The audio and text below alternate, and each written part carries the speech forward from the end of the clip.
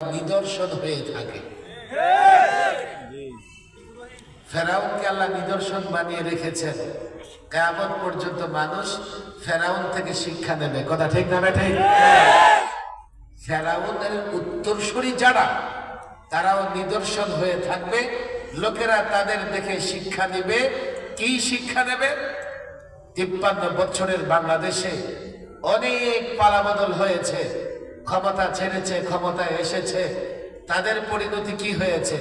আলেমদের উপর জুলুম করেছ, ক্ষমতা ছেড়ে 53 মিনিট থাকতে পারো নাই, পালাতে বাধ্য হয়েছ আলেমদের উপর জুলুম করবার কারণে। মানুষকে এই শিক্ষা নিতে হবে। এই জন্য ওরা নিদর্শন থাকবে। চট করে কেন? কোনোভাবেই ফিরতে পারবে না।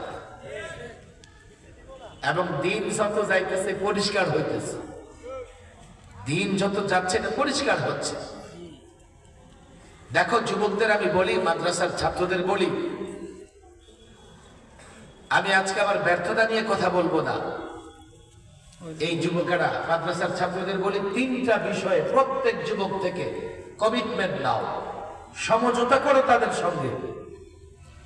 শুধু মৌলভী সাহেবরা দেশ বদলাতে পারবে না, মিস্টারদের কাজ লাগবে। আবার যদি শুধুমাত্র মিস্টারদের হাতে রাষ্ট্র ছেড়ে দাও, তারা তো ইসলাম কোরআন সুন্নাহ বুঝে না, তারা দেশে পরিবর্তন করবে বটে, শান্তি প্রতিষ্ঠা করতে পারবে না। কেননা কোরআন সুন্নাহ ছাড়া মুসলিমরা কোনোদিন শান্তি প্রতিষ্ঠা করতে পারবে না। আজকে আমি লম্বা বক্তৃতা করব না। 3টা বিষয়ে সমঝোতা করবেন আমার সঙ্গে, চুক্তি করবেন আমার সঙ্গে। এক, আপনারা সবাই দুনিয়া আখিরাতের কল্যাণ চাই। চাই কি চাই না? কোনো সন্দেহ আছে? এবং এটা দুনিয়া আখিরাতের কল্যাণ চাওয়া, এটা মুমিনের বৈশিষ্ট্য। আর শুধু দুনিয়া চাওয়া, এটা কাফেরের বৈশিষ্ট্য। সূরাতুল বাকারা 201, 202 আয়াত নাম্বার বলে দিলাম। বাড়িতে গিয়ে বাংলা কোরআনে কারিমের তরজমা দেখে নেবেন। যে সমস্ত বিষয়গুলো বোঝা আল্লাহ তাবারক ওয়া তাআলা অপরিহার্য করেছেন, এর ম্যাক্সিমাম বিষয় আল্লাহ বোঝাকে সহজ করে দিয়েছেন। অনুবাদ তরজমা দেখলে বুঝে আসবে।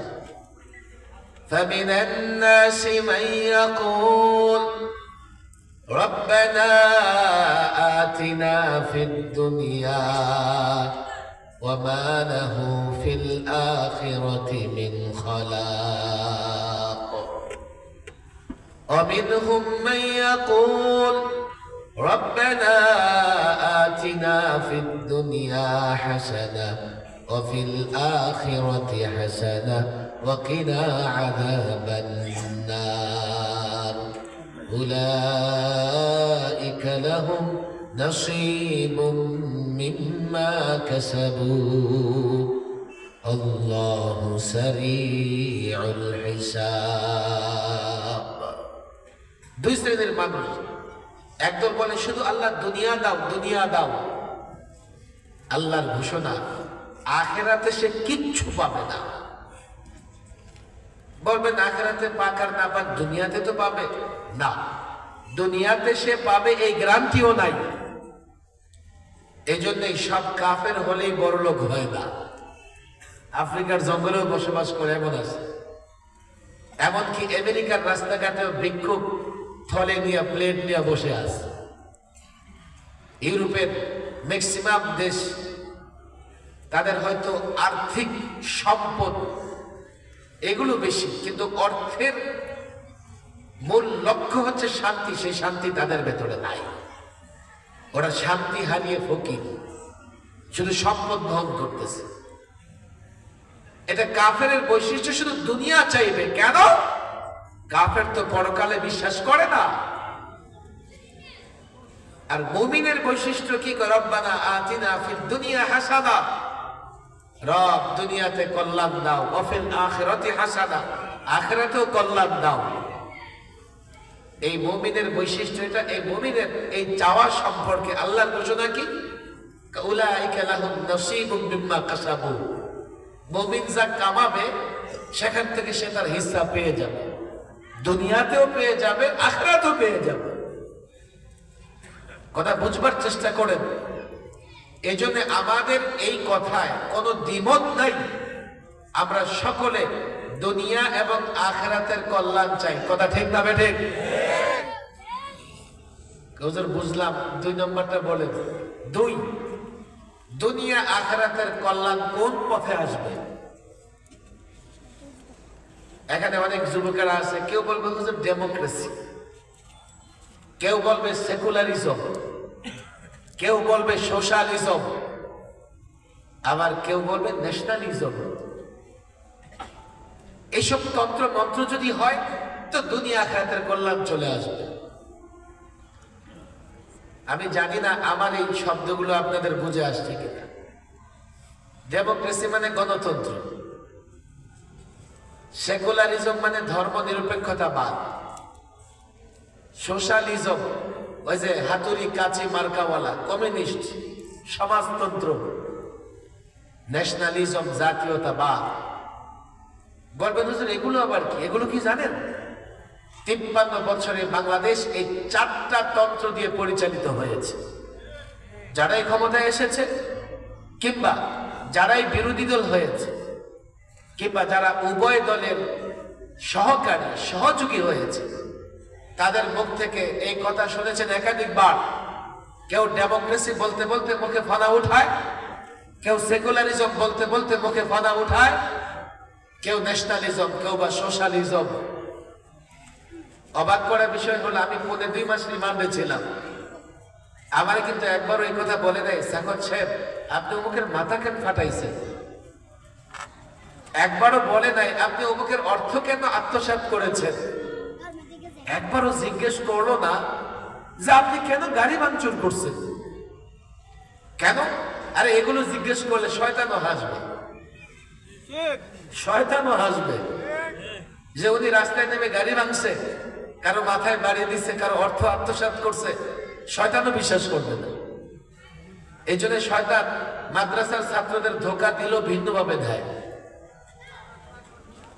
স্কুল কলেজের ছাত্রদেরকে এক রকমের ধোঁকা দেয়, আর মাদ্রাসার ছাত্রদেরকে এক রকমের ধোঁকা দেয়। আজকে আমি আলোচনা করব না কোন কার পেছনে শয়তান কেমনে লাগে। আমাদের মৌলবীদের পেছনে শয়তান কাজ করে, কিন্তু এগুলো বলে না যে অমুকের 10টা টাকা মার, একটু পেন্সিল কিনে নিয়ে আয়, এগুলো বলবে না। শয়তানেরও সময়ের দাম আছে। আমার পেছনে শয়তান যদি ভিন্নভাবে মেহনত করে তার সময় নষ্ট হবে। আবার স্কুল কলেজের ছাত্রের পেছনে ভিন্নভাবে মেহনত করবে। এই বসো বসো, উঠিস না বাবা, এদিকে। হ্যাঁ বুঝাই না, বসো। এরপরে কথা বলে বের করে দেবো, কিন্তু যাইতে চলে যাও, কথা বলা যাবে না। সাউন্ড কি কেস কেস করে।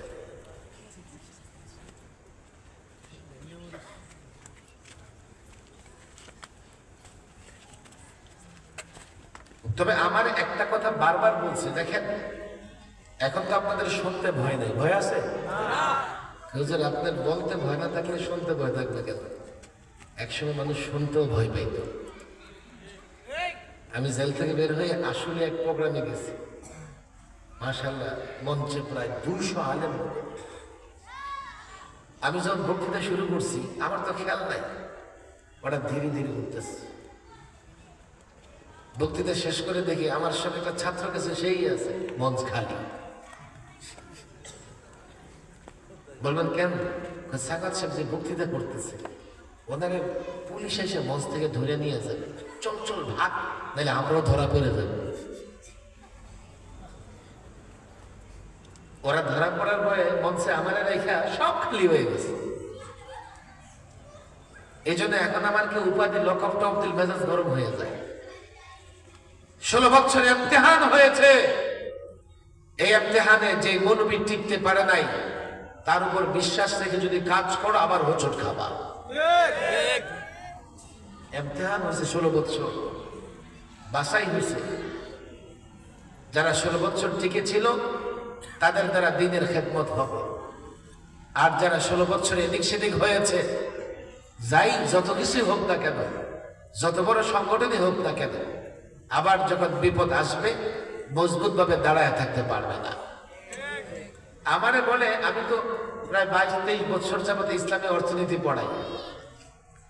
আমি নানান সময় ইসলামী অর্থনীতি নানান বক্তৃতা দিছি, অনেক কলেজ ইউনিভার্সিটির শিক্ষিত সমাজে। আমার বলে, আপনি এগুলো কি বলেন?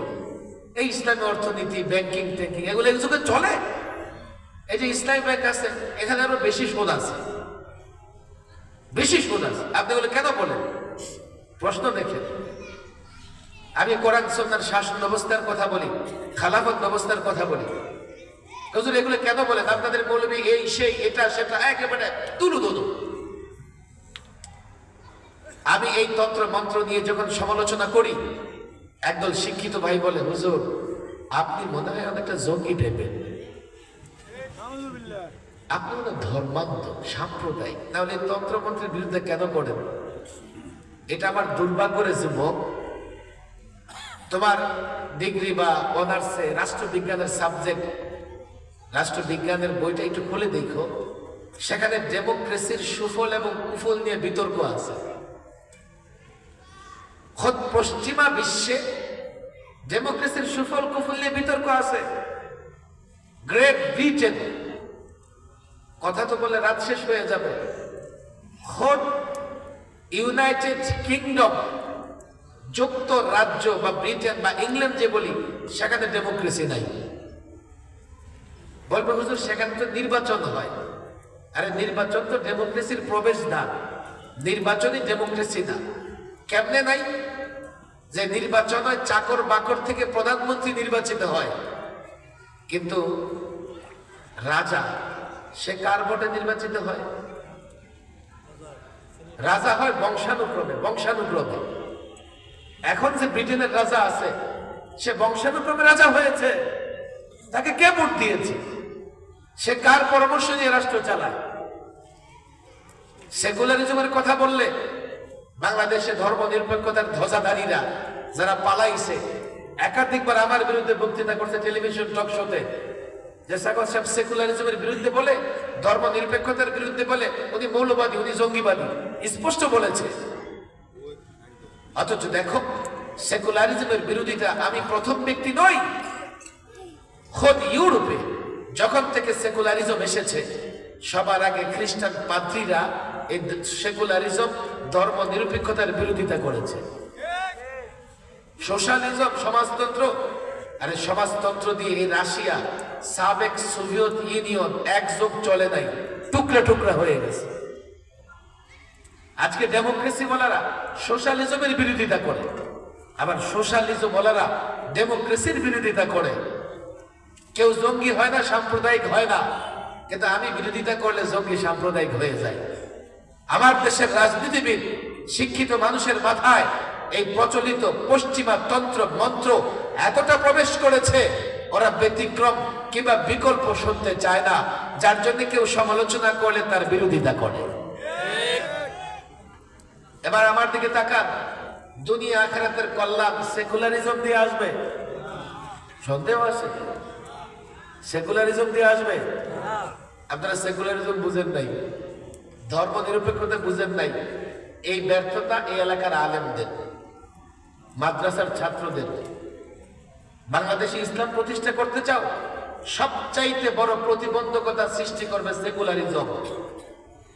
বলো, এক জাতিকে যদি সেকুলারিজম বুঝাইতে না পারো, ইসলাম কেমনে প্রতিষ্ঠা করবা? ধর্ম নিরপেক্ষতা বুঝে না মানুষ। কেন? অন্য সব ওয়াজ হয়, ওই মুতাজিলি, খারিজি, রাফিজিদের ওয়াজ হয়, যাদের মসজিদ থেকে বের হলে দেখাও যায় না। বলো কিতাবে যে মাদ্রাসায় পড়ছো মুতাজিলি, আমার একটা মুতাজিলি দেখাও বাংলাদেশে, একটা খারিজি দেখাও, একটা রাফিজি দেখাও আমাকে। কিন্তু মসজিদ থেকে বের হলে মসজিদের ভেতরে তুমি সেকুলারিস্ট দেখতে পাবা, সেকুলারিস্ট তুমি দেখতে পাবা, যারা অর্ধেক দিনকে ঘোষণা দিয়ে অমান্য করে। ইসলাম কমপ্লিট কোড অফ লাইফ। ইসলামে ব্যক্তি সমস্যার সমাধান আছে, সামাজিক সমস্যার সমাধান আছে, রাষ্ট্রের প্রত্যেকটা সমস্যার সমাধান আছে। আর তারা কি বলে? ইসলাম ব্যক্তিগত বিষয়, রাষ্ট্র চলবে আমার চিন্তায়, সমাজ চলবে আমার চিন্তায়। তাদের চিন্তাকে মেরামত করতে হলে তাদের মাথায় যে সফটওয়্যার আছে সেকুলারিজম এটাকে বের করতে হবে, বের করে তাদের ভেতরে ইসলাম ফিটিং করতে হবে, না হলে তুমি রাষ্ট্রে কখনো ইসলাম প্রতিষ্ঠা করতে পারবা না। যাই হোক, তন্ত্র মন্ত্র দিয়ে দুনিয়া আখিরাতের কল্যাণ আসবে? আসবে ইসলাম দিয়ে। কথা ঠিক না বেঠিক? একমত এখানে? কারা কারা একমত? মাশাআল্লাহ, হাত নামান। একমত দেখেই তো আপনারা মাহফিলে আসছেন। কটা গেল? দুইটা। কটা গেল? কটা গেল? আমরা সবাই দুনিয়া আখিরাতের কল্যাণ চাই কে চাই না? দুই, কল্যাণ আসবে কোন পথে? ইসলামের পথে। বলেন বলেন, কোন পথে? বলেন কোন পথে? কোন পথে? কটা সমঝোতা হইল? এই নিয়ে আমাদের মধ্যে কোনো বিরোধ আছে? মতানৈক্য আছে? মারামারি আছে? এবার চলেন 3 নম্বর সমঝোতা করি। 3 নম্বর সমঝোতা হচ্ছে ইসলামের কথা বলবে ডাক্তার, ইঞ্জিনিয়ার, ব্যারিস্টার, রাজনীতিবিদ। ইসলামের কথা বলবে কে? ওলামায়ে কেরাম। কে বলবে? ওলামায়ে কেরাম বাধাহীন ভাবে নির্ভয়ে ইসলামের কথা বলতে পারবে। এক মসজিদের ইমাম সাহেব ওয়াজ করছে পর্দা দিয়া, এখন ওয়াজ করে বের হয়ে আসছে, সেক্রেটারি বলতেছে, হুজুর পাবলিকের সামনে আজকে আমার বেয়াজ্জতি না করলেও পারতেন। দেখেন, আমি আপনারা দিয়ে কিছু বলি নাই, আমার পরিবারের লোকেরা পর্দা করে না, আপনি পাবলিকের সামনে বলার দরকার কি ছিল? যান, আপনার ইমামতি শেষ, যান। সুদের বিরুদ্ধে কথা বলবেন, কমিটিতে সুদ করে আছে, চাকরি নন। রাজনীতি নিয়ে কথা বলবেন, যেই দল ক্ষমতায় থাকে সেই দলের বিরুদ্ধে একটা শব্দ বলে পরদিনই চাকরি নন। সমঝোতা হোক, ওলামায়ে কেরাম নির্ভয়ে বাধাহীন ভাবে ইসলামের কথা বলতে পারবে। আওয়াজ নাই কেন? বলতে পারবে না? বলতে পারবে। কত কিছুটা বলবে ইসলামের বিষয়, কিছুটা বাকি রাখবে, এমন নাকি না? পুরা ইসলামের কথা বলবে না অংশ বিশেষ বলবে? অর্ধেকটা বলবে না পুরা বলবে? কয়টা সমঝোতা হলো? আরো জোরে বলেন। বড় একটা সমস্যা এখানে আছে, কি জানেন হুজুর? আপনাদের মৌলবীদের ভিতরে কত ঝামেলা আছে না নাই? আচ্ছা বলেন, ডাক্তারদের ভিতরে ঝামেলা নাই? কসাই মার্কা ডাক্তার নাই? আপনার এলাকায়ও আছে? নোয়াখালী চৌমনিতে আছে না? কসাই মার্কা ডাক্তার আছে না নাই? এটা কাজ করবেন, কালকে যদি অসুস্থ হন, যেহেতু ডাক্তার কসাই হয়ে গেছে, দেখবেন একটা শিক্ষিত মানুষের সঙ্গে পরামর্শ করবেন। যদি মনে করেন পাশের বাড়িতে একটা ইঞ্জিনিয়ার আছে, যাবেন, গিয়ে বলুন, ভাই রে, ডাক্তার এত কসাই হয়ে গেছে, ভয় লাগে ডাক্তারদের কাছে যাইতে, তুমিও তো শিক্ষিত মানুষ, ইঞ্জিনিয়ারিং করছো, এই করছো, ওই করছো, দেখো না আমার কি হয়েছে, একটু চিকিৎসা করে দাও। তো ইঞ্জিনিয়ার কি করবে? করে গছটা তার দৈর্ঘ্য প্রস্থ মাপ সিমেন্ট বালুয়ান আর আস্তর করে দেয়। আবার ইঞ্জিনিয়ারদের মধ্যে বাস মার্কা ইঞ্জিনিয়ার আছে, আছে না নাই? এখন সাগত সাহেবের কাছে আসবে, হুজুর আপনারা খুব মহব্বত করি, এটা বাড়ি বানাবো, বাড়ি বানায় দেন। ইঞ্জিনিয়ারদের উপর বিশ্বাস নাই, বাস মার্কা হয়ে গেছে, নাসর বান্দা, আপনি আমার ছাড়তেই আছেন না। আচ্ছা ঠিক আছে, যা, বাড়ি একটা বানায় দিলাম, একটা ম্যাপ, একটা ডিজাইন করে দিলাম, রড, বালু, ইট, সিমেন্ট নষ্ট হবে, 2 দিন পরে ছাদ ভেঙে মাথাটাও নষ্ট হবে। আমি কিন্তু এই কথা বলি না চিকিৎসার প্রয়োজনে আমার কাছে আসো, আমি এই কথা বলি না ইঞ্জিনিয়ারিং এর জন্য আমার কাছে আসো। আমি বলি দিন এবং আখিরাতের কল্যাণের জন্য, সামগ্রিক কল্যাণের জন্য ওলামাদের কাছে যাও। কথা ঠিক না বেঠিক? বলে তো 2-4 জন আলেম তো ঝামেলা আছে, দরবারি সরকারি হয়ে গেছে, ছাড়ো তাদেরকে। জামাতের ওলামা সব আলেম কখনোই হক থেকে বিচ্যুত হবে না, কখনোই হক থেকে বিচ্যুত হবে না। 2-1 আলেম খারাপ হলে আবার কিছু মানুষ আছে দুষ্ট টাইপের, কি কয়, হুজুর আপনারাও খারাপ। আমি প্রায় বলি কি, দেখেন আমার দিকে লক্ষ্য করেন, আপনারা তো নোয়াখালীর মানুষ, ঘূর্ণিঝড় আপনাদেরও আঘাত করে, করে কি করে না? আচ্ছা ঘূর্ণিঝড়ে শুধু কলা গাছ পড়ে, আম গাছও কি পড়ে? মাঝে মধ্যে বট গাছটারে উল্টায় রেখা দেয় না? তখন কেন কর না, আরে কলা গাছ থেকে বট গাছ কেন উল্টাইল? খেয়াল করেন, কোন সমাজে যদি মাদকতা বেড়ে যায়, ব্যাপক মাদক বিক্রি হয়, তো হাজী সাহেবের পোলাও একটু খেয়ে দেখে। কোন সমাজে যদি নৈতিক অবক্ষয় ঘটে, মানুষের চারিত্রিক স্খলন হয়, মানুষের মোরালিটি বিনষ্ট হয়, ভালো করে বুঝেন, কোন সমাজে যদি ব্যাপকভাবে মানুষের চরিত্র নষ্ট হয়ে যায়, তো সেক্ষেত্রে কোন মৌলভী সাহেবের চরিত্র নষ্ট হতে পারে। আশ্চর্যের কিছু না। কোন হাজী সাহেবের চরিত্র নষ্ট হতে পারে, আশ্চর্যের কিছু না। আশ্চর্য হলো দু একজন নষ্ট হয়ে গেছে বলে আপনি ডাক্তার ছেড়ে দিয়ে ইঞ্জিনিয়ারকে দেখাবেন, বাসমার্কা ইঞ্জিনিয়ার আছে বলে ইঞ্জিনিয়ার ছেড়ে দিয়ে মৌলভী সাহেব দিয়ে বাড়ি বানাবেন, এটা আশ্চর্যের। এই জন্য যে কোনো পরিস্থিতিতে ওলামাদের অনুসরণ করার দরকার আছে না নাই? সমঝোতা কয়টা করছেন? বলেন কয়টা? বলেন কয়টা? এখন দায়িত্ব হচ্ছে আলেম ওলামা মাদ্রাসার ছাত্রদের, কলেজের ছেলেরা, তোমরা আমার শোনো। এই যে আমি বলে দিলাম, তোমরা তাদেরকে পূর্ণাঙ্গ ইসলামের কথাগুলো শোনাবে, কিন্তু তুমি বললেই যে সে মেনে নিবে এমন না। কেন মেনে নিবে না? অলরেডি তার মাথায় একটা চিন্তা চেতনা আছে, সেও শিক্ষিত। তোমাকে যে চ্যালেঞ্জ গ্রহণ করতে হবে সেটা কি? ইসলামের প্রত্যেকটা বিষয় কম্পেয়ার করে, তুলনা করে প্রত্যেক যুবকের কাছে পৌঁছে দিতে হবে। তুমি হয়তো জানো না, কিংবা তারাও হয়তো জানে না, ইসলামের প্রত্যেকটা বিষয় সুন্দর। ইসলামের অর্থনীতি সুষম অর্থনীতি, ইসলামের বিচার ব্যবস্থা ন্যায় এবং ইনসাফের, ইসলামে কোথাও কোনো বৈষম্য নাই, ইসলামে শান্তি শৃঙ্খলা, ইসলাম সৌন্দর্য এবং সুন্দরের ধর্ম, ইসলাম বিজয়ের ধর্ম, ইসলাম চূড়ান্তভাবে শান্তির ধর্ম। কথা ঠিক না বেঠে? কিন্তু আমরা বুঝাইতে পারতেছি না। একটা কিচ্ছা আমি প্রায় বলি, বলবো নাকি?